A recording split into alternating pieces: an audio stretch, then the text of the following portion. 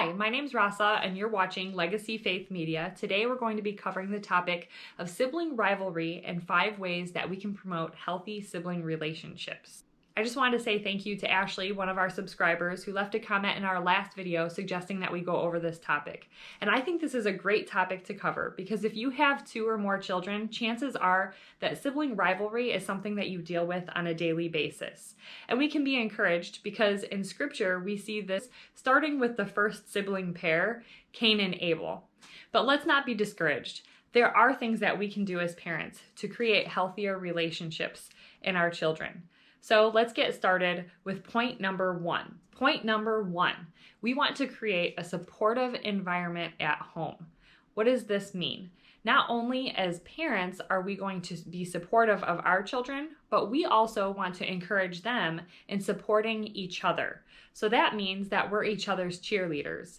We cheer one another on, we cheer one another up, we celebrate each other's successes and gifts, and we look for ways to speak kind words to one another.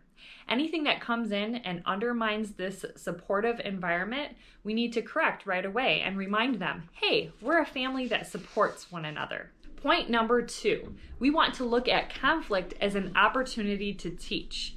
Siblings are the perfect life boot camp that kids need to learn how to relate to other people in the future. All of that conflict that they're experiencing is providing you with opportunities to teach them and equip them for future relationships. So I want you to look at those conflict moments during the day as opportunities to teach. And number 3, we want to equip our children using the scriptures. The scriptures need to be front and center when teaching our children how to relate to one another.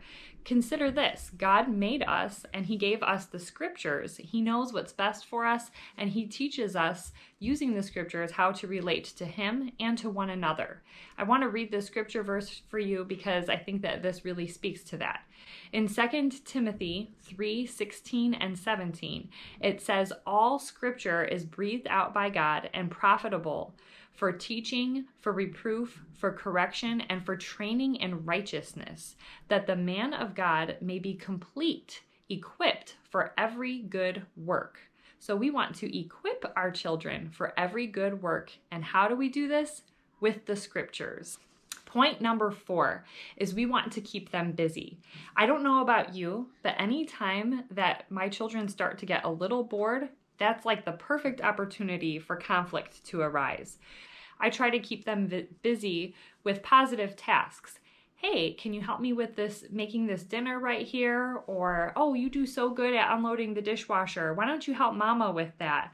Or here, why don't you color a picture for grandma and we'll send it to her.